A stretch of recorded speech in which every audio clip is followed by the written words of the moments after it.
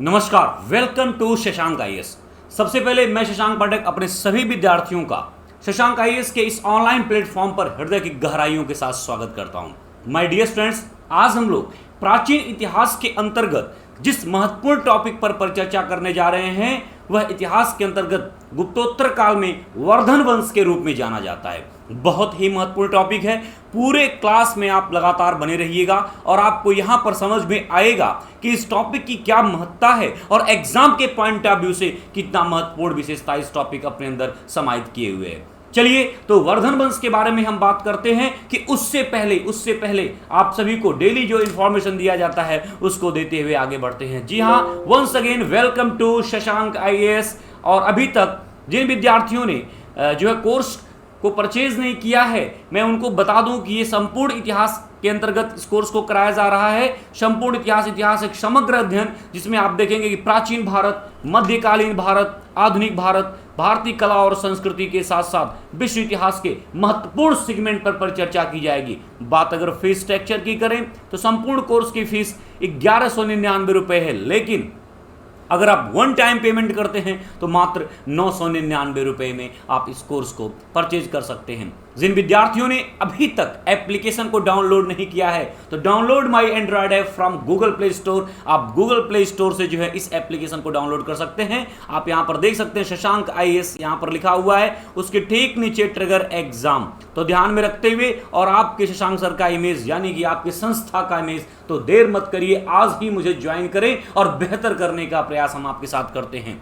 पुनः मैं आप सभी का स्वागत करता हूं और चलिए आज हम लोग जो है वर्धन वंश के बारे में बात करेंगे। यहां पर आपको एक लिस्ट दिख रहा होगा, एक इमेज दिख रहा होगा जिसमें वर्धन वंश के शासकों के बारे में बात की जाती है। लेकिन वर्धन वंश के इन शासकों के बारे में मैं बात करूं कि उससे पहले मैं आपको बता दूं, एक बार पुनः पृष्ठभूमि को मैं तय करता हूं।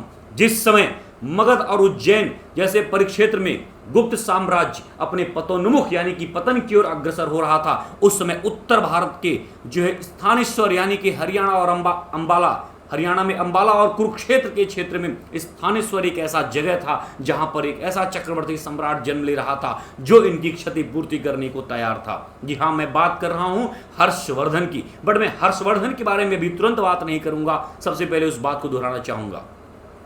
एक तरफ गुप्तों की शासन सत्ता पतन की ओर अग्रसर हो रही थी, गुप्त शासक कमजोर होते जा रहे थे। उनकी कमजोर स्थिति का लाभ जो है क्षेत्रीय शक्तियों ने उठाना प्रारंभ कर दिया, नेटिव स्टेट ने उठाना प्रारंभ कर दिया, सामंतीय राजवंशों ने उठाना प्रारंभ कर दिया। और एक समय के बाद कमजोर शासक जब शासन सत्ता के केंद्र बिंदु में होता है, ऐसे में वही क्षेत्रीय शक्तियां, वही सामंतीय शक्तियां अपने आप को स्वतंत्र करने का प्रयास करने लगती हैं और गुप्तों का पतन और उन क्षेत्रीय शक्तियों का स्वतंत्र अस्तित्व के रूप में अपने आप को लोगों के बीच में रखना। लेकिन ध्यान रखना, इस बात को मैं पहले भी कह चुका हूं कि जब जब शासन सत्ता जो कि एक बड़े साम्राज्य की बात होती है में शासक कमजोर होता है, तब तक क्षेत्रीय शक्तियों के साथ साथ बाह्य आक्रमण भी होने की संभावना बढ़ जाती है। इसीलिए गुप्तोत्तर काल में बाह्य आक्रमणकारियों में सबसे महत्वपूर्ण आप देखेंगे हूण रहे, जिनका लगातार भारतीय सीमा पर आक्रमण होता रहा। लेकिन थानेश्वर का वर्धन वंश यानी कि पुष्यभूति वंश, इस वंश ने जो है वहां पर न सिर्फ हूणों को पराजित किया वरन अपने शासन काल के दौरान बड़े बड़े राजाओं को, क्षेत्रीय शक्तियों को अपने अधीन कर सकलोत्तरापतनाथ की उपाधि धारण करते हुए सिर्फ भारतीय उपमहाद्वीप की बात नहीं बल्कि उससे बाहर तक अपने प्रभाव को दिखाए रखा। खैर, अतिशयोक्त हमारी बातों में आपको लग रहा होगा, लेकिन अभी जब मैं इस राजवंश के बारे में आपको, इस राजवंश की जीवन गाथा के बारे में बताऊंगा तो आप खुद ही समझ जाएंगे वाकई में गुप्तों का वह क्षेत्र जरूर जो है कवर किया जिसको गुप्तों ने अपने साम्राज्य सीमा के अंतर्गत रखा था। चलिए हम इस राजवंश के बारे में बात करते हैं। अच्छा, एक बात बताइए आप लोग, जो पिछली क्लास हमारी हुई थी उसमें मैंने आपको बताया था कि गुप्त राजवंश के बाद जो समय सीमा प्रारंभ हो रही है या जो शासन काल है या फिर जो टाइम पीरियड है वो गुप्तोत्तर काल के रूप में जाना जा रहा है। और गुप्तोत्तर काल के अंतर्गत हमने कई क्षेत्रीय राजवंशों के बारे में बात की थी। जैसे आप देखेंगे कि कन्नौज में मौखरी वंश शासन करता है, ठीक है, बंगाल में गौड़ वंश शासन करता है। इसके बाद आप देखेंगे कि असम के आसपास कामरूप के क्षेत्र में वर्मन वंश शासन करता है। मालवा में आप देखेंगे यशोधर्मन और देवगुप्त जैसे शासक शासन कर रहे हैं। वल्लभी में मैत्रक वंश शासन कर रहा है, उसी समय हरियाणा के अंबाला और कुरुक्षेत्र के आसपास के क्षेत्रों में, यानी कि हरियाणा के अंबाला और कुरुक्षेत्र के आसपास के क्षेत्रों में स्थानेश्वर एक जगह होता है जहां पर पुष्यभूति वंश या फिर वर्धन वंश शासन सत्ता में अपने आप को मजबूत करता है। स्थानेश्वर का यह वर्धन वंश कैसे कन्नौज का शासक बना और उसके बाद कैसे पूरे भारत को, मैं दक्षिण भारत की बात को मैं छोड़ दे रहा हूं, यहां पर दक्षिण भारत के कैसे शासक का मैं उल्लेख बीच में करूंगा, लेकिन यहां पर दक्षिण भारत के कुछ क्षेत्रों को छोड़ दिया जाए तो समूचे भारत को अपने नियंत्रण में स्थापित करके चक्रवर्ती सम्राट कहलाने में तनिक भी देर नहीं लगाई। कई सारी बातें हैं, चलिए हम उन सब महत्वपूर्ण बिंदुओं पर एक एक करके क्रमवार पर चर्चा करते हैं। पहला तो आपको यहां पर दिख रहा होगा कि स्थानेश्वर या फिर थानेश्वर का पुष्यभूति वंश, इसी को वर्धन वंश के रूप में भी जाना जाता है। तो दो बातें, पुष्यभूति वंश और वर्धन वंश, यहां पर दो बातें, दो नाम आपको दिख रहे हैं। चूंकि वर्धन वंश इनकी टाइटल हुआ करती थी वर्धन, ठीक है, ये लोग जो थे तो उस वजह से ये वर्धन वंश कहलाए। लेकिन इस वंश का पहला जो शासक था, यानी कि पहला सामंतीय शासक जो था या इस वंश का जो संस्थापक था, उसका नाम था पुष्यभूति। तो इसीलिए इस राजवंश को इतिहास में पुष्यभूति वंश के रूप में भी जानते हैं। लेकिन चूंकि इन शासकों के नाम के आगे वर्धन टाइटल हुआ करती थी, इसीलिए इसे वर्धन वंश के रूप में भी जानते हैं। तो जब कभी भी आपकी परीक्षा में प्रश्न आए कि पुष्यभूति वंश के बारे में या फिर वर्धन वंश के बारे में, तो दोनों को एक ही समझना है। यहां पर आप देखेंगे इस वंश का संस्थापक जो होता है वह पुष्यभूति होता है, लेकिन यहां पर आपको नरवर्धन से दिखाया गया है। इसका मतलब कि आप एक बार पुनः इस हेडिंग को देखिए, यहां पर प्रमुख शासक की बात की जा रही है। तो पुष्यभूति वंश या वर्धन वंश के जो प्रमुख शासक हैं उनमें नरवर्धन के बाद राज्यवर्धन प्रथम, उसके बाद आदित्यवर्धन, उसके बाद प्रभाकर वर्धन, और प्रभाकर वर्धन के दो पुत्र और एक पुत्री, दोनों पुत्रों में राज्यवर्धन द्वितीय, हर्षवर्धन और राजश्री। तो प्रमुख शासक के रूप में यहां पर इनके नाम का उल्लेख है। लेकिन इस वंश का जो संस्थापक है वह कौन है भाई? पुष्यभूत। चलिए मैं यहां पर एक बार लिख देता हूं, संस्थापक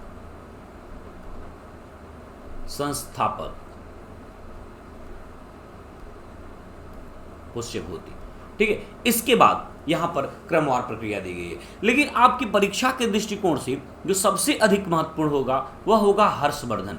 लेकिन हर्षवर्धन की कहानी, हर्षवर्धन की जीवन गाथा बिना राज्यवर्धन द्वितीय और उनके पिता प्रभाकर वर्धन से पूरी नहीं होती है, इसलिए कई सारी बातों पर हम चर्चा करेंगे। तो चलिए हम हर्षवर्धन के राजवंश के बारे में बात करें, हर्षवर्धन के शासनकाल के दौरान उनके समय के अन्य महत्वपूर्ण बिंदुओं पर बात करें कि उससे पहले इस राजवंश के बारे में वह कौन सा सोर्स है जो हमें जानकारी देता है, उस पर भी हमें परिचर्चा कर लेना बहुत जरूरी है। तो यहाँ पर आइए हम पहले सोर्स पर बात करते हैं। देखिए, महत्वपूर्ण शासक इस राजवंश का हर्षवर्धन है। तो एक बार मैं चाह रहा हूं कि जो महत्वपूर्ण सोर्स के बारे में जो मैं आपके बीच में बात करूंगा, एक्चुअली वो हर्षवर्धन को लेकर के करूंगा। तो मैं चाह रहा हूं कि हर्षवर्धन के बारे में और उनके सोर्स के बारे में मैं बात करूं कि उससे पहले नरवर्धन, राज्यवर्धन फर्स्ट, आदित्यवर्धन और प्रभाकर वर्धन, इनसे रिलेटेड कुछ महत्वपूर्ण बिंदुओं पर पहले परिचर्चा कर लेता हूं, फिर उसके बाद मैं आगे बात करूंगा। तो चलिए पहले चर्चा कर लेते हैं, फिर आगे पॉइंट आउट करेंगे। देखिए, यहाँ पर कुछ महत्वपूर्ण फैक्ट आपको दिए गए हैं और दिखाए जा रहे हैं, जिस पर हमने थोड़ी देर पहले बात की, लेकिन यहाँ पर मैं बात करता हूँ। आप यहाँ पर इस मैप को थोड़ा सा ध्यान दीजिए। अगर इस मैप को हम लोग बनाते हैं तो आप निश्चित रूप से इस बात को समझ पाएंगे कि ये जो बेल्ट है यह आपका हरियाणा राज्य है, और इसी हरियाणा राज्य के अंतर्गत अंबाला और कुरुक्षेत्र, अंबाला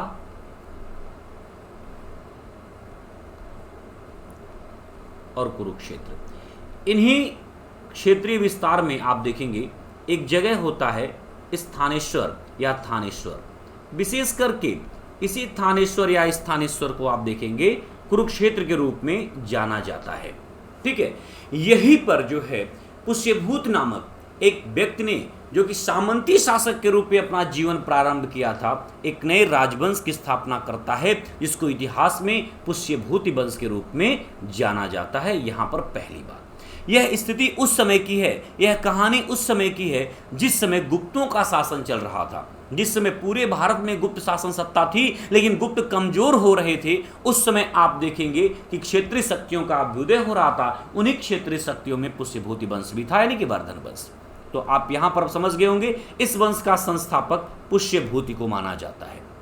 कहा जाता है कि इसी के नाम पर यह वंश पुष्यभूति वंश के नाम से विख्यात है। बाणभट्ट के हर्षचरित में इस वंश का वर्णन मिलता है। कई बार यह प्रश्न बनता है कि पुष्यभूति वंश या वर्धन वंश के बारे में जानकारी के जो स्रोत हैं उनमें से सबसे महत्वपूर्ण स्रोत क्या है। तो सबसे महत्वपूर्ण तो मैं नहीं कह सकता, लेकिन सबसे महत्वपूर्ण स्रोतों में से एक है बाणभट्ट का हर्षचरित। तो आप यहाँ पर देखेंगे कि हर्षचरित से जो है इस राजवंश के बारे में जानकारी प्राप्त होती है। कहा जाता है कि पुष्यभूति जो थे वह वैश्य अथवा क्षत्रिय जात के थे। हालांकि अधिकांश इतिहासकारों में इस बात को लेकर के मतभेद है, लेकिन यहीं पर अगर आप देखें वेनसांग के बारे में हम बात करेंगे। वेनसांग इनको जो है उच्च कुल का नहीं मानता है, ऐसा माना जाता है। खैर जो भी है, पुष्यभूत को वैश्य अथवा क्षत्रिय माना गया है। अब हमें इस पचरे में नहीं पढ़ना है कि वैश्य था या क्षत्रिय, यहाँ से किसी प्रकार के प्रश्न नहीं बनने वाले हैं कि वैश्य था या क्षत्रिय था। अच्छा, आगामी बात देखिए, यह शिव का भक्त माना जाता है। कौन शिव का भक्त माना जाता है? हर्षवर्धन। लेकिन उससे पहले पुष्यभूत वंश के बारे में बात करें तो पुष्यभूत जो था वह भी शिव का भक्त माना जाता है। किसका? शिव का भक्त। आगे उस पर भैरवाचार्य नामक शैव सन्यासी का प्रभाव था। अब ये सब बातें पुष्यभूत के बारे में। कहा जाता है पुष्यभूत वंश का प्रथम शासक मतलब पहला महान शासक नरवर्धन था। ठीक है, नरवर्धन। तो नरवर्धन से कहानी आगे बढ़ती है, लेकिन यहाँ पर भी बहुत ज़्यादा प्रश्न नहीं बनेंगे क्योंकि क्वेश्चंस जो बनता है वह हर्षवर्धन, उससे रिलेटेड उसके बड़े भाई राज्यवर्धन और पिता प्रभाकर वर्धन से। तो अन्य जो शासक हैं उन पर भी ध्यान देना है। खैर देखिए, यहाँ पर प्रभाकर वर्धन की बात है। सबसे पहले एक बार पुणे में वंशावली के क्रम में आ जाऊँ। आप यहाँ पर देखिएगा, पुष्यभूत संस्थापक होगा, उसके बाद नरवर्धन, राज्यवर्धन प्रथम, उसका बेटा आदित्यवर्धन, उसका बेटा प्रभाकर वर्धन। प्रभाकर वर्धन जो है इस वंश का पहला महान शासक। देखिए, पहला राजा तो नरवर्धन होता है, लेकिन यहाँ पर पहला महान शासक हम कह सकते हैं तो प्रभाकर वर्धन को कह सकते हैं। और ये स्वतंत्र शासक था ऐसा माना जाता है, क्योंकि इसने जो उपाधियां धारण की, परम भट्टारक, महाराजा धीराज।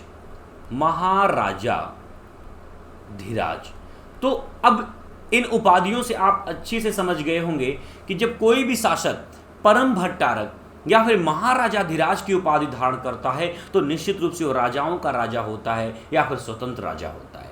तो प्रभाकर वर्धन इस वंश का पहला सबसे महत्वपूर्ण शासक हुआ जो परम भट्टारक और महाराजा धीराज की उपाधि धारण की। लेकिन वर्धन वंश के इतिहास को अगर किसी की लेखनी ने स्वर्ण रूप में लिखा तो हर्षवर्धन की लेखनी ने। हम वहां तक पहुंचेंगे, लेकिन कहानी प्रभाकर वर्धन से शुरू करते हैं। चलिए प्रभाकर वर्धन के बारे में बात करेंगे और जब हर्षवर्धन पर आएंगे तब वहां पर कुछ बातें लिख करके। प्रभाकर वर्धन जिसका शासनकाल 580 से 605 ईस्वी माना जाता है। आप समझ सकते हैं कि इस समय लगभग गुप्त शासन सत्ता समाप्त हो गई थी और गुप्त शासन सत्ता के ध्वंसावशेष पर, गुप्त राज्यों के ध्वंसावशेष पर, गुप्त साम्राज्य के ध्वंसावशेष पर अनेक क्षेत्रीय शक्तियों का अभ्युदय हो चला था। उन्हीं में से एक वर्धन वंश भी था। वर्धन वंश की शक्ति और प्रतिष्ठा का संस्थापक किसको माना जाता है? प्रभाकर वर्धन को माना जाता है, पहला पॉइंट। दूसरा, प्रभाकर वर्धन सूर्य का उपासक था। किसका? सूर्य का उपासक था। प्रभाकर वर्धन की उपाधियां देखिए, परम भट्टारक, बहुत खूबसूरत तरीके से यहाँ पर डिजाइन भी किया गया है, परम भट्टारक, महाराजा धीराज। प्रभाकर वर्धन ने परम भट्टारक महाराजा धीराज की उपाधि धारण की। इससे पहले के जो शासक हुए हैं वर्धन वंश में, उन्होंने परम भट्टारक महाराजा धीराज की उपाधि नहीं धारण की। तो यहाँ पर हम इस बात को समझ सकते हैं कि इससे पहले के जो शासक रहे होंगे, हो सकता है कि उनका जीवन सामंती रहा हो या फिर स्वतंत्र राजा के रूप में रहे हों, लेकिन प्रभाकर वर्धन जो था वह पहला प्रभावशाली शासक बनता है। तो यहाँ पर इस बात को आपको समझ लेना कि प्रभाकर वर्धन पहला शक्तिशाली शासक बनता है और परम भट्टारक महाराजा धीराज की उपाधि धारण करता है। कहा जाता है कि प्रभाकर वर्धन का विवाह यशोमती से हुआ था। किससे हुआ था? यशोमती से। बेटा आप सभी को पता है कि जब विवाह होता है, ठीक है, तो परिणाम भी आपको देखने को मिलता है। तो परिणाम के रूप में 2 पुत्र और 1 पुत्री का जन्म हुआ। तो आप यहां पर देखेंगे कि 2 पुत्र और 1 पुत्री का जन्म होता है, जिसमें से बड़े पुत्र का नाम राज्यवर्धन, छोटे पुत्र का नाम हर्षवर्धन और पुत्री का नाम राज्यश्री। तो परिणाम यहां पर थोड़ा सा हम लिख देते हैं परिणाम।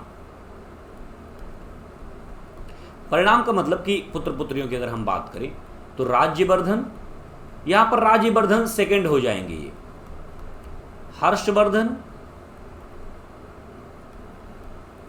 और पुत्री का नाम क्या है भाई, राजश्री। पान मसाला नहीं, राजश्री ये पुत्री है, तो इस चीज को ध्यान रखना है। और ये वही राजश्री है जिसका विवाह जो है कन्नौज के मौखरी शासक ग्रहबर्मा के साथ हुआ था। तो राजश्री का विवाह किसके साथ हुआ था, कन्नौज के मौखरी शासक ग्रहबर्मा के साथ। और ग्रहबर्मा को किसने छोटा किया था, ग्रहबर्मा की हत्या किसने की थी, कौन बताएगा, बताओ मेरे सिपाहियों, मेरे सरदारों, बताओ ग्रहबर्मा की हत्या किसने की थी। तो जी हां, ग्रहबर्मा की हत्या देवगुप्त नामक एक शासक था जो बंगाल नरेश शशांक के साथ मिलकर के जो है ग्रहबर्मा को छोटा कर दिया था।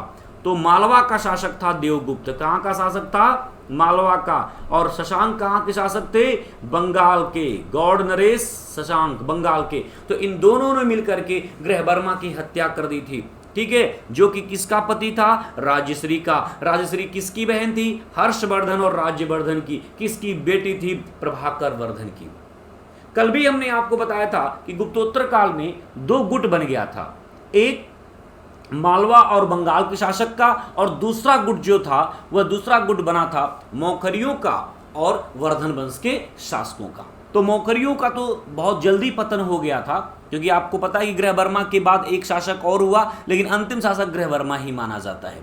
बाद में वर्धन वंश के शासकों ने जो है, या हर्षवर्धन ने इनके राज्य पर कहीं न कहीं शासन सत्ता को चलाने के लिए अपना नियंत्रण स्थापित किया था अपनी बहन राजश्री के कहने पर। तो एक सिंपल सी बात है, आप यहाँ पर इस बात को समझ पा रहे हैं कि प्रभाकर वर्धन की 3 संतानें, राज्यवर्धन, हर्षवर्धन, राजश्री। राजश्री का विवाह मौखरी वंश के शासक ग्रहबर्मा के साथ हुआ था, जिसकी हत्या देवगुप्त ने, जो कि मालवा का शासक था, ठीक है, शशांक के साथ, जो कि बंगाल का शासक था, गौड़ नरेश, मिल करके जो है यहाँ पर हत्या कर दी थी। तो खैर अभी हम उस पर बात नहीं करेंगे, अभी तो यहीं पर बात करते हैं। तो इस प्रकार आप देखेंगे कि प्रभाकर वर्धन पहला स्वतंत्र, ठीक है, और मजबूत शासक के रूप में वर्धन वंश की कहानी लिखेगा। लेकिन अभी तो उस शक्तिशाली शासक का आना बाकी है जो यहाँ पर आने वाला है। खैर आगे बढ़ते हैं, यहाँ पर देखते हैं। आइए, प्रभाकर वर्धन का बड़ा बेटा राज्यवर्धन होता है। कौन होता है, राज्यवर्धन। राज्यवर्धन के शासन काल को अगर आप देखेंगे तो मात्र 1 साल तक, और 1 साल तक भी नहीं, बस कुछ समयों तक, 605 से 606 ईस्वी तक प्रभाकर वर्धन का बड़ा पुत्र था। हर्षचरित के अनुसार प्रभाकर वर्धन के जीवन के अंतिम समय में हूणों ने उसकी राज्य की सीमा पर आक्रमण कर दिया।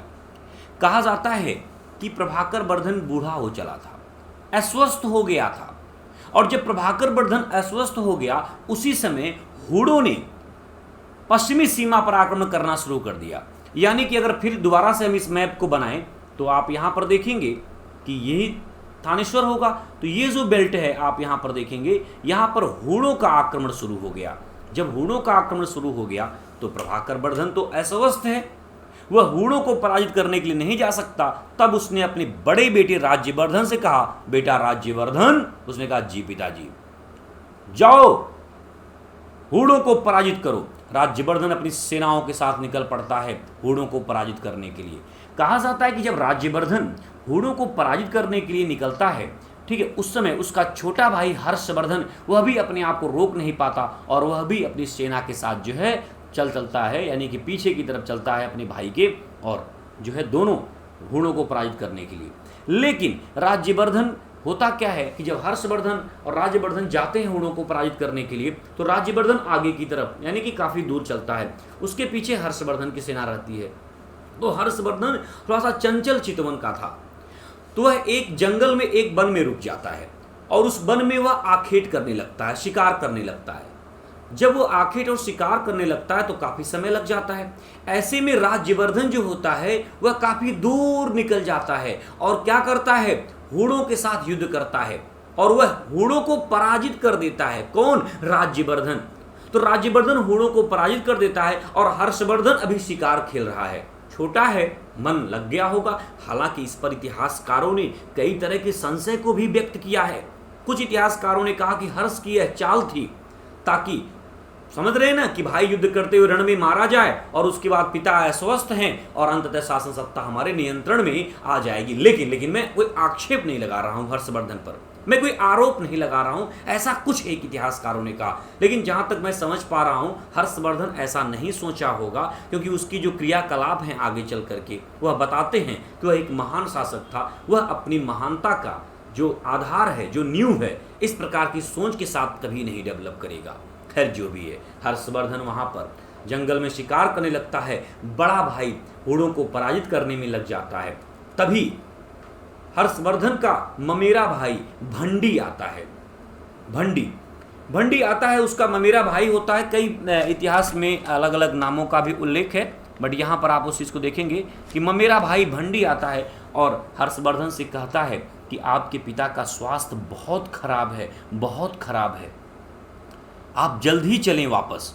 और उधर प्रभाकर वर्धन जो उनके पिता हैं, अंतिम श्वास ले रहे होते हैं, अस्वस्थ थे। अपने ममेरे भाई भंडी के कहने पर हर्षवर्धन तैयार तो हो जाता है आने के लिए, लेकिन वह कई बार कहता है कि जब तक राज्यवर्धन वापस नहीं आता तब तक मैं नहीं जाऊंगा। बट जो भी है, भंडी बार बार आग्रह करता है और भंडी के आग्रह पर हर्षवर्धन अपनी सेना के साथ जो है वापस अपने राज्य की तरफ बढ़ता है और पहुंचता है स्थानेश्वर। जब स्थानेश्वर पहुंचता है तो कहा जाता है कि वहां प्रभाकर वर्धन लगभग अस्वस्थ हो चला था और हर्षवर्धन के ठीक पहुंचने के कुछ समय बाद जो है राज्यवर्धन भी वहां पर पहुंचता है। लेकिन जब राज्यवर्धन और हर्षवर्धन दोनों वहां पर होते हैं, कुछ इतिहासकारों ने कहा कि राज्यवर्धन के पहुंचने से पहले ही प्रभाकर वर्धन मृत्यु को प्राप्त कर चुका था। कुछ इतिहासकारों ने कहा कि उनके आने पर, खैर इसमें हमें नहीं पढ़ना है, कहा जाता है कि प्रभाकर वर्धन मृत्यु को प्राप्त कर चुका। इधर प्रभाकर वर्धन मृत्यु को प्राप्त हो जाता है और उधर राज्यवर्धन जब आता है तो राज्यवर्धन को आप देखेंगे कि शासन सत्ता पर आसीन कर दिया जाता है और वह नया शासक बनता है। कहाँ का? स्थानेश्वर का। राज्यवर्धन शासक बने स्थानेश्वर का, उससे पहले एक छोटी सी घटना हो जाती है। और उससे पहले जो छोटी सी घटना होती है साहब, एक बार मैं उस घटना पर आपको दृष्टि डालना चाहूँगा। आप इस बात को समझिएगा कि राज्यवर्धन की एक बहन होती है राजश्री, उसका विवाह मौखरी राजवंश के शासक ग्रह वर्मा के साथ होता है। तो कहा जाता है कि जिस समय राज्यवर्धन हूणों को पराजित कर अपने राज्य वापस आ रहा होता है, उसी समय मालवा का शासक देवगुप्त, बंगाल के शासक शशांक, ये दोनों मिलकर के जो है मौखरी नरेश शासक ग्रह वर्मा की हत्या कर देते हैं। जब हत्या कर देते हैं तो वहाँ की स्थिति आप इस प्रकार से समझ पा रहे हैं कि कैसी स्थिति होगी। उसी समय राज्यवर्धन पहुँचता है और राज्यारोहण, कुछ इतिहासकारों ने कहा कि राज्यवर्धन का राज्यारोहण करा दिया गया, जबकि कुछ इतिहासकारों ने कहा कि राज्यवर्धन राज्यारोहण नहीं करता है, या जो भी है वह एक तो गम में है कि पिता के मृत्यु का, और दूसरा गम कि उसके बहनोई की हत्या। वह कहता है कि सबसे पहले मैं अपने बहनोई के हत्यारे यानी कि देवभूत को पराजित कर मृत्यु के घाट उतारूंगा उसको, उसके बाद बंगाल नरेश को, तब जाकर के मैं राज्याभिषेक कराऊंगा। कहानी इस प्रकार बनती है और कहा जाता है कि राज्यवर्धन देवगुप्त को पराजित करने के लिए वह आगे बढ़ता है। लेकिन क्या राज्यवर्धन देवगुप्त को पराजित कर पाएगा? क्या राज्यवर्धन गौड़ नरेश बंगाल के शासक शशांक को पराजित कर पाएगा? इन सब बातों पर हम थोड़ी देर बाद पर चर्चा करेंगे। उससे पहले जो इंपॉर्टेंट पॉइंट आपको यहाँ पर दिख रहे हैं, आइए उस पर बात कर लेते हैं। तो आप देखेंगे कि कहा जाता है कि प्रभाकर वर्धन के जीवन के अंतिम समय में हूणों ने उनके राज्य की सीमा पर आक्रमण कर दिया। अस्वस्थ होने के कारण प्रभाकर वर्धन स्वयं युद्ध क्षेत्र में जाने में असमर्थ थे। इसीलिए राज्यवर्धन को हूणों को दबाने का उत्तरदायित्व सौंपा गया। जिस समय राज्यवर्धन हूणों के विरुद्ध अभियान कर रहा था, उनके पिता की कमजोर स्थिति की सूचना मिली। अब प्रश्न बनता है कि यह सूचना राज्यवर्धन को मिली या हर्षवर्धन को, लेकिन हकीकत यह है कि भंडी ने हर्षवर्धन को सूचना दी थी।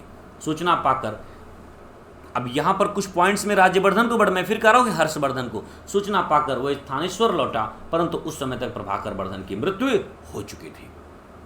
इसके साथ ही साथ आप देखेंगे कि उसे अपनी बहनोई गृहवर्मा के मृत्यु की भी सूचना मिलती है कि मालवा का शासक देवगुप्त ने राजश्री की, जो उसकी बहन थी, की हत्या, उसकी बहन जो राजश्री थी उसके पति गृहवर्मा की हत्या कर दी थी और राजश्री को कन्नौज में गिरफ्तार कर लिया था। तो यहां तक कहानी। अब देखिए बात ये बनता है कि राज्यवर्धन मुकुट न धारण करके सबसे पहले गृहवर्मा के हत्यारे का बदला लेने के लिए, अपनी बहनोई के हत्यारे का बदला लेने के लिए अपनी सेनाओं के साथ आगे बढ़ता है। और कहानी कुछ इस कदर होती है कि जब वह आगे बढ़ता है तब वहीं पर बंगाल नरेश शशांक की कूटनीति में गृहवर्मा फंस जाता है, ऐसा इतिहासकारों ने माना और मालवा का शासक भी उनके साथ ही रहता है। खैर क्या सच्चाई है इसको कहना बड़ा मुश्किल है, बट जो भी है। और वहाँ पर गृहवर्मा की हत्या तो हुई थी, वहाँ पर राज्यवर्धन की भी हत्या हो जाती है। तो आप देखेंगे कि मालवा और बंगाल के शासकों ने मिलकर के राज्यवर्धन की भी हत्या कर दी।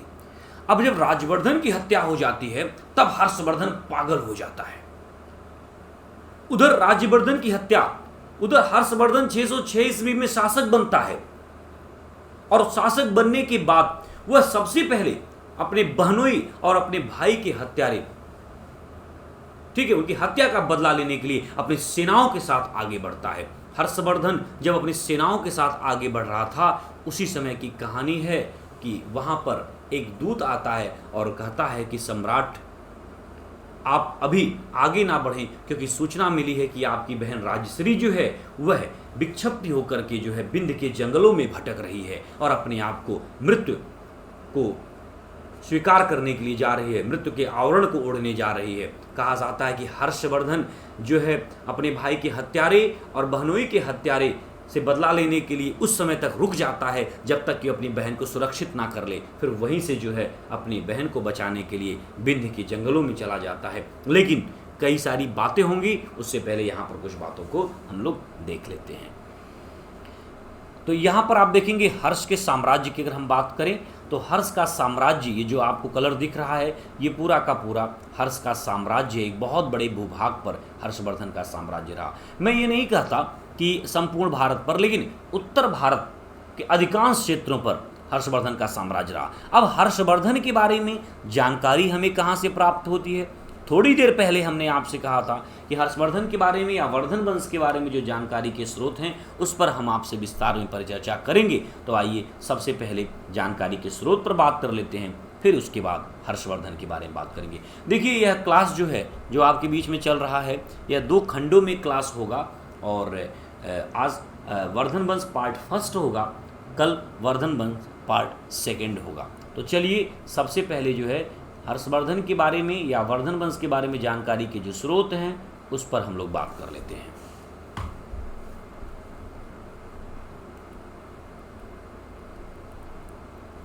वर्धन वंश या फिर पुष्यभूति वंश, पुष्यभूति वंश जानकारी के स्रोत।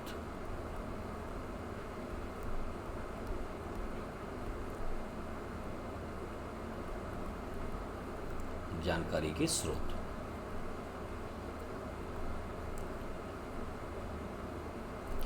तो वर्धन वंश या फिर पुष्यभूत वंश, इनकी जानकारी के स्रोत। देखिए वर्धन वंश में जानकारी के स्रोत में क्या क्या है पहले यहां पर पॉइंट आउट करिए।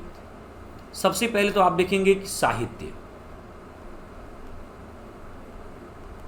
दूसरा आप देखेंगे विदेशी यात्रियों के यात्रा वृत्तांत,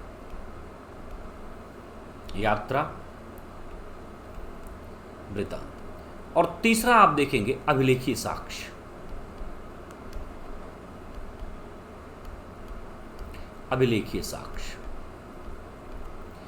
देखिए साहित्य की अगर हम बात करें तो इसमें आप कई नाम देखेंगे। सबसे पहले तो साहित्यकार बाणभट्ट का नाम,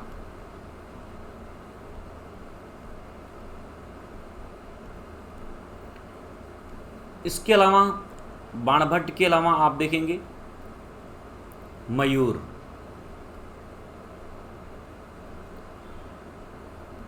इसके अलावा आर्य मंजू श्री मूलकल्प साहित्य है। इसके अलावा हर्षवर्धन के द्वारा खुद लिखा हुआ साहित्य। विदेशी यात्रियों की यात्रा वृत्तांत की बात करें तो ह्वेनसांग, इसकी पुस्तक का नाम या यात्रा विवरण का नाम क्या है भाई? यात्रा विवरण। उसका नाम है CU की। ठीक है। अभिलेखी साक्ष्य की बात करें तो मधुबन प्लस बांसखेड़ा अभिलेख, मधुबन और बांसखेड़ा अभिलेख। अभी यहां पर हम बाणभट्ट, मयूर, हर्षवर्धन इन सब की रचनाओं के बारे में बात करेंगे। जल्दबाजी नहीं करना है, धीरे धीरे अपनी क्लास को आपको देखना है और इस टॉपिक को समझना है। तो सबसे पहले वर्धन वंश के बारे में जो जानकारी के स्रोत हैं वहां पर आप देखेंगे साहित्यिक स्रोत हैं, विदेशी यात्रियों की यात्रा वृत्तांत हैं और अभिलेखी साक्ष्य हैं। साहित्य के अंतर्गत बाणभट्ट, मयूर, आर्य मंजू श्री कल्प, ठीक है। इसके बाद हर्षवर्धन, कल्हड़ की रास्तरंगड़ी, ठीक है, ये भी बहुत महत्वपूर्ण है।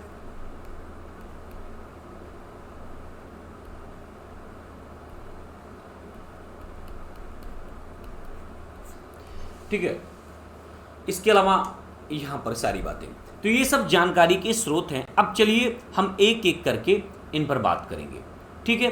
तो यहां पर अभी जो पहली बात करेंगे साहित्यिक स्रोत पे बात करेंगे। विदेशी यात्रियों की यात्रा वृत्तांत में ह्वेनसांग पर अपनी एक अलग क्लास अभी होनी है इसी में, और मधुबन तथा बांसखेड़ा अभिलेख ये हर्षवर्धन का, इसमें भी हमें वर्धन वंश के बारे में जानकारी प्राप्त होती है। आइए हम बात करते हैं साहित्य की।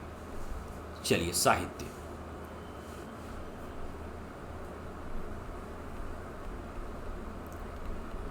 अगर हम लोग साहित्य की बात करते हैं साहब, तो आप यहां पर देखेंगे कि एक बहुत बड़े रचनाकार हुए हैं बाणभट्ट।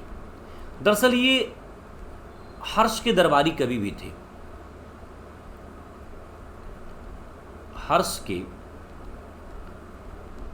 दरबारी कवि भी थे, कोर्ट पोएट थे बाणभट्ट। बाणभट्ट की कुछ रचनाएं हैं, जैसे आप देखेंगे हर्षचरित, इसके साथ ही साथ कादंबरी। ये दो बहुत महत्वपूर्ण रचनाएं हैं बाणभट्ट की संस्कृत भाषा में, जिन्होंने हर्षचरित और कादंबरी, ये दो महत्वपूर्ण रचनाएं हैं बाणभट्ट की, जहां से आपकी परीक्षा में प्रश्न भी बनता है और यहां से हर्षवर्धन या फिर वर्धन वंश के बारे में हमें जानकारी भी प्राप्त होती है। कहा जाता है कि जो हर्षचरित है यह टोटल 8 अध्याय में लिखा हुआ है। कितने पार्ट में हर्षचरित? 8 अध्याय। और इन 8 अध्यायों की अगर हम बात करें तो इसमें से प्रथम 3 अध्याय जो है, प्रथम 3 में जो है आप देखेंगे कि प्रथम 3 में बाणभट्ट खुद अपनी आत्मकथा लिखता है। तो प्रथम 3 में बाणभट्ट की आत्मकथा है, बाणभट्ट की आत्मकथा, कई बार ये पूछा जाता है। और इसके बाद शेष बचा 5, उसमें वर्धन वंश का इतिहास है।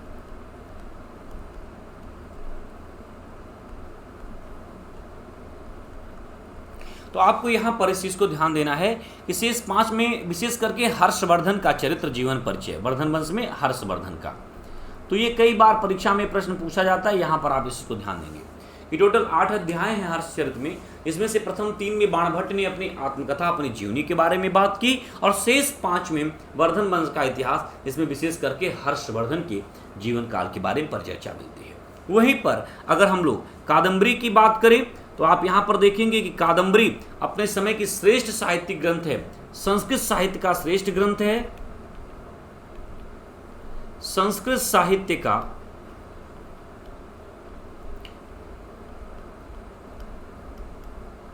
श्रेष्ठ ग्रंथ। और कहा जाता है कि कादंबरी में हर्षवर्धन के समय की सामाजिक एवं धार्मिक दशा का ज्ञान प्राप्त होता है। साहित्य में वर्धन वंश के सामाजिक प्लस धार्मिक दशा का ज्ञान। तो यहां पर आपको विशेष रूप से ध्यान देना है, ठीक है। तो यहां पर ये पॉइंट्स आपको दिख रहा है कि अगर हम लोग बाणभट्ट की बात करें तो बाणभट्ट की दो प्रमुख रचना है, हर्षचरित और कादंबरी। हर्षचरित 8 अध्याय में, प्रथम 3 में बाणभट्ट की आत्मकथा और उसके बाद आगे के 5 में जो है वर्धन वंश का इतिहास दृष्टिगोचर होता है। वहीं पर कादंबरी की बात करें तो कादंबरी में बाणभट्ट ने वर्धन वंश के विशेष करके हर्षवर्धन के समय के सामाजिक, धार्मिक या अन्य जो है पहलुओं पर विस्तार से परिचर्चा की। तो ये विशेष रूप से उल्लेखनीय है। इसके अलावा और भी कई महत्वपूर्ण ग्रंथ हैं, जैसे आप यहाँ पर देखेंगे कि एक अन्य महत्वपूर्ण ग्रंथ, उसके बारे में भी हम बात कर लेते हैं जी।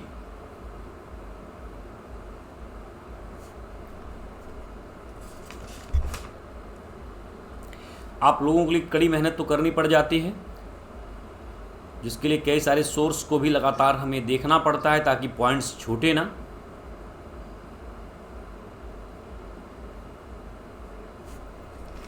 इसके अलावा अगला ग्रंथ बौद्ध ग्रंथ है आर्य मंजूश्री मूलकल्प। साहित्य में अगला है आर्य मंजू श्री मूल कल्प। यह भी एक साहित्यिक ग्रंथ है। कहा जाता है कि इसके बारे में भी जो है हमें हर्षवर्धन के बारे में जानकारी प्राप्त होती है। इसके अलावा और भी कई ऐसे ग्रंथ हैं जिसमें आप देखेंगे कि इनके बारे में जानकारी प्राप्त होती है। जैसे मैं आपको बता दूं कि एक कवि का नाम हमने यहाँ पर लिया था मयूर, ठीक है। मयूर कहा जाता है कि मयूर के बारे में कि मयूर कुष्ठ रोग से पीड़ित हो गए थे। किससे? कुष्ठ रोग से। तो इन्होंने भगवान सूर्य की उपासना की और जब सूर्य की उपासना की तो स्वस्थ हो गए। उसके बाद इन्होंने कई ग्रंथों की रचना की और ये उन्हीं समय के समकालीन थे।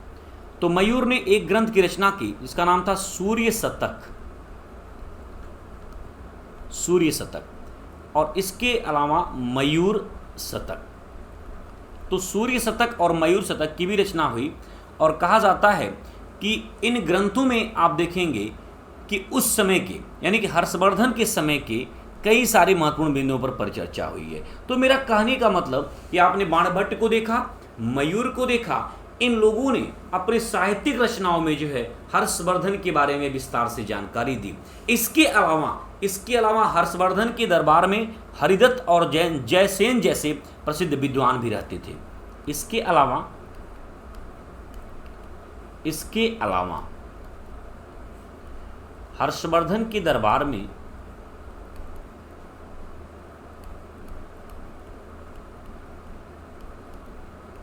हरिदत्त प्लस जयसेन जैसे विद्वान भी रहते थे। अभी वर्धन वंश के बारे में जानकारी के स्रोत समाप्त नहीं होते हैं, बिल्कुल अभी तो और भी कई कहानी है। कहा जाता है कि हर्षवर्धन खुद एक बहुत बड़ा कवि था। हर्षवर्धन क्या था भाई? खुद एक बहुत बड़ा कवि था। इस बात को ध्यान देना है। हर्षवर्धन एक शासक के साथ साथ कई सारे साहित्यिक ग्रंथों की रचना की थी एक कवि के रूप में, जिनमें नागानंद, प्रियदर्शिका और रत्नावली विशेष रूप से उल्लेखनीय है। तो यानी कि हम हर्षवर्धन की रचनाओं के बारे में भी बात कर लें। हर्षवर्धन एक कवि के रूप में, हर्षवर्धन एक कवि के रूप में कहा जाता है कि हर्षवर्धन की 3 प्रमुख रचनाएं,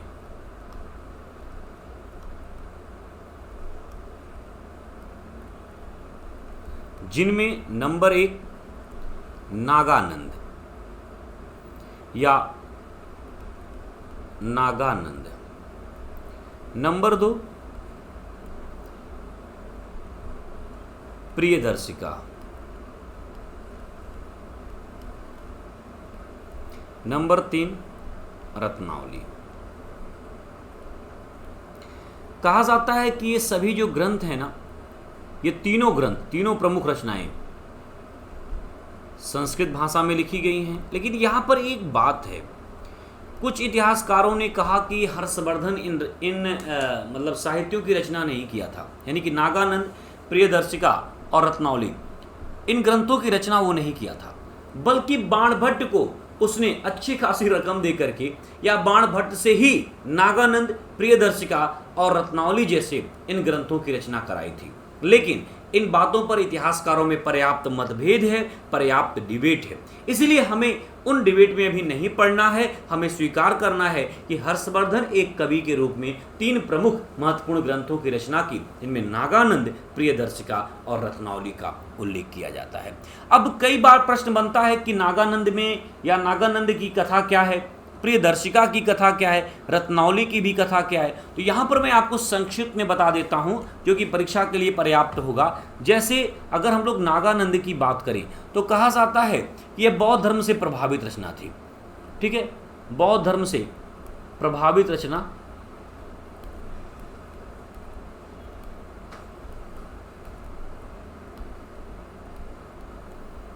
ठीक है, प्रियदर्शिका की बात करें तो यह इसमें आप देखेंगे कि एक तरीके से प्रेम कथा का वर्णन है, प्रेम कथा के प्रणय की बात है।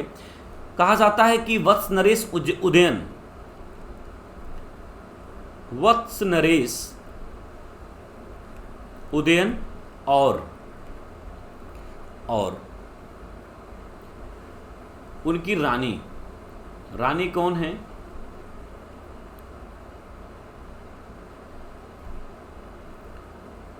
एक स्वप्नवास दत्ता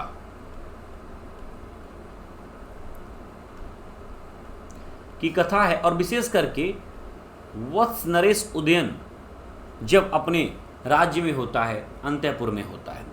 रत्नावली की अगर हम बात करें तो ये भी बहुत महत्वपूर्ण ग्रंथ है, और इसमें आप देखेंगे कि इसमें वत्स नरेश उदयन और स्वप्नवास दत्ता के उस कथा का वर्णन है कि जब स्वप्नवास दत्ता एक सेविका के रूप में, एक परिचारिका के रूप में काम करती है और वत्स नरेश उदयन से कहीं न कहीं दूर होकर के वह मगध साम्राज्य में निवास करती है। खैर, इस प्रेम कथा का वर्णन हम आगे आपको बताएंगे, मैं पहले भी कहा था, लेकिन बस इतना जान लीजिए कि इसमें भी वत्स नरेश उदयन और स्वप्नवास दत्ता की कहानी देखने को मिलती है।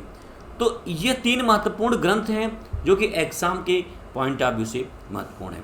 आइए एक बार पुनः इन सभी साहित्यिक ग्रंथों पर हम बात कर लेते हैं, उसके बाद हम अपनी क्लास को आगे बढ़ाते हैं। तो मैंने आपको बताया कि वर्धन वंश के बारे में जो जानकारी के स्रोत हैं, उनमें साहित्यिक स्रोत को आपने देखा, जैसे बाणभट्ट को देखा, मयूर को देखा, आर्य मंजूश्री मूलकल्प देखा, हर्षवर्धन। अच्छा, राजतरंगिणी कल्हड़ की रचना है, यहाँ पर भी आप देख लें, कल्हड़ की रचना है, और यहाँ से भी आप देखेंगे कि वर्धन वंश के बारे में जानकारी कुछ प्राप्त होती है। इसके साथ ही साथ विदेशी यात्रियों की यात्रा वृत्तांत की बात करें तो ह्वेनसांग का यात्रा विवरण सीयू की, और उससे भी हमें हर्षवर्धन के समय के बारे में जानकारी प्राप्त होती है।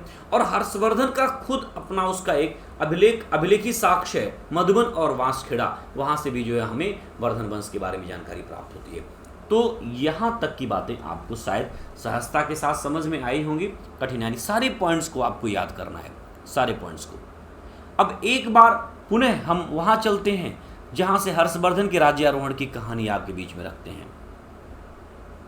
बाकी ह्वेनसांग के बारे में, उसकी यात्रा विवरण सियूकी के बारे में हम आगे बात करेंगे, इसी क्लास में आगे बात करेंगे, लेकिन दूसरे सेक्शन में, दूसरे खंड में बात करेंगे। अभी हम लोग हर्षवर्धन के बारे में बात कर रहे थे।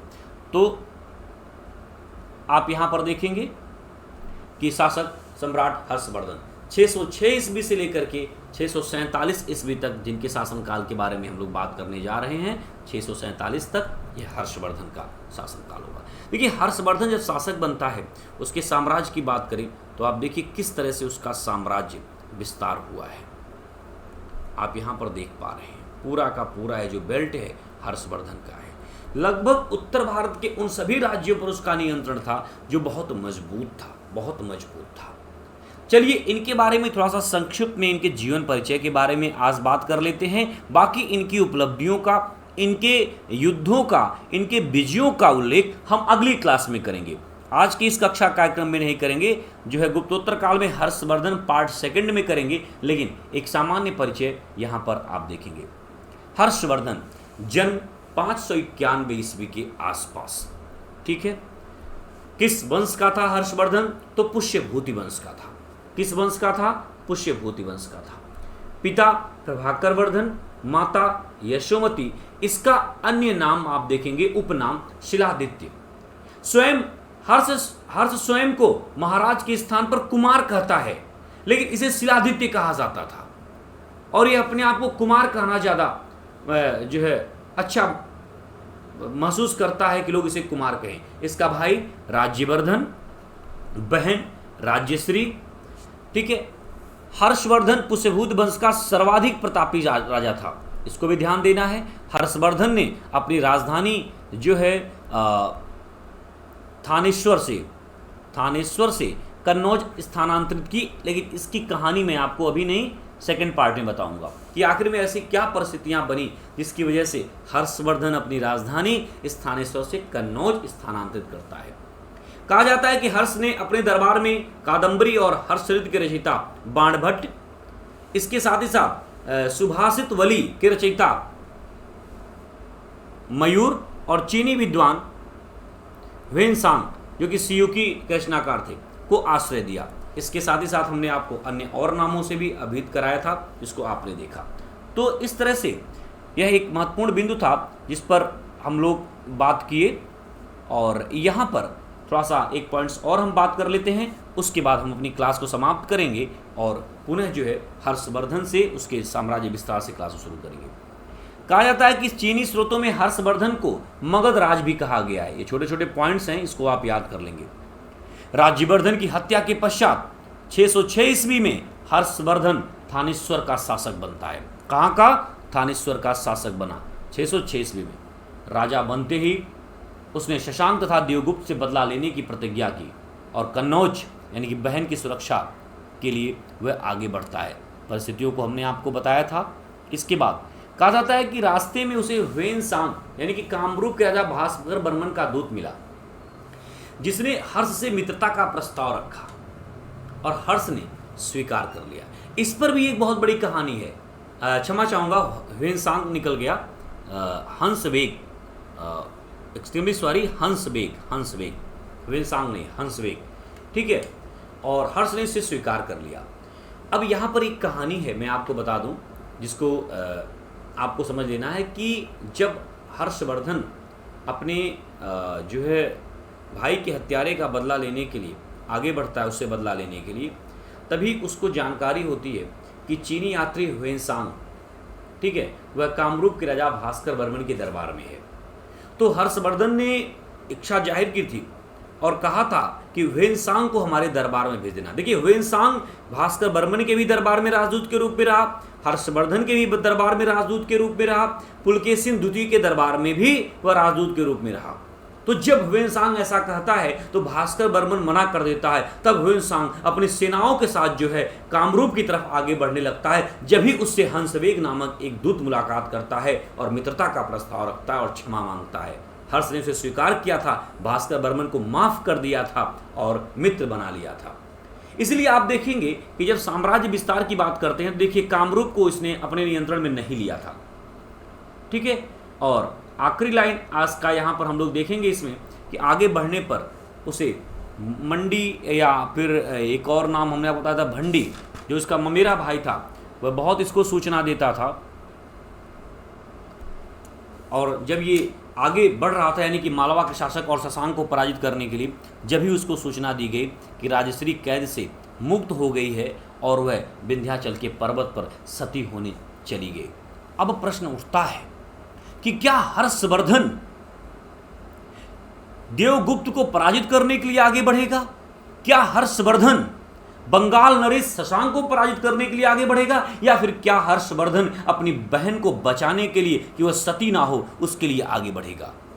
यहां पर तीन प्रकार की बातें आपको सोचने पर विवश कर देती हैं कि हर्षवर्धन इस समय क्या करना चाहिए। अगर नीति शास्त्र की बात करें, एथिक्स की बात करें, तो आप भी समझ रहे हैं कि उस समय नीति क्या कहती है। तो अभी हर्षवर्धन क्या करेगा, सबसे पहले वह अपने बहन को बचाने का प्रयास करेगा और उसके बाद रण में आएगा और रण में जो है कई कई राजाओं के मान को मर्दन कर देगा। कहानी हर्ष की उस दौर की मैं अगली क्लास में आपको बताऊंगा, जब वह देवगुप्त, इसके साथ साथ बंगाल नरेश शशांक और इसके साथ साथ दक्षिण भारत के शासक पुलकेशिन द्वितीय के राज्य पर भी आक्रमण करने की योजना बनाता है। अब वहां पर आपको देखना होगा कि क्या हर्षवर्धन देवगुप्त की हत्या करेगा, क्या हर्षवर्धन बंगाल नरेश शशांक को पराजित कर पाएगा या कभी नहीं कर पाएगा, क्या हर्षवर्धन पुलकेशिन द्वितीय के साथ रण करते हुए अपने साम्राज्य का विस्तार करेगा। तो इन सारी बातों पर हमारी जो क्लास होगी वह हर्षवर्धन पार्ट 2 के अंतर्गत कल होगी। आज की क्लास इतने ही। अभी तक जो हमने आपको बताया उसको आप अच्छे से नोट्स बना लीजिएगा, देख करके समझ करके 2-3 बार पढ़ लीजिएगा, तैयार कर लीजिएगा, ताकि अगली कक्षा में यानी कि कल की क्लास में हम लोग सहजता के साथ आगे बढ़े। तो आज इतना ही हर्षवर्धन पार्ट 1 के अंतर्गत। कल पुनः हर्षवर्धन पार्ट 2 के अंतर्गत कई सारी महत्वपूर्ण बिंदुओं पर हम पर चर्चा करेंगे, जो कि एग्जाम के पॉइंट ऑफ व्यू से बहुत ही महत्वपूर्ण है। आशा करते हैं कि हमारे विद्यार्थियों को आज की क्लास बहुत ही सहज और सरल तरीके से आई होगी। तो नेक्स्ट टॉपिक हर्षवर्धन पार्ट 2 के अंतर्गत पुनः हम आपसे मुलाकात करेंगे। मैं आपका हिस्ट्री मेंटर शशांक पाठक। तो चलिए कल मुलाकात करते हैं। आज इतना ही। तैयारी करते रहिए और सहज सरल सदैव बने रहिए। Thank you very much my dear students, thank you very much.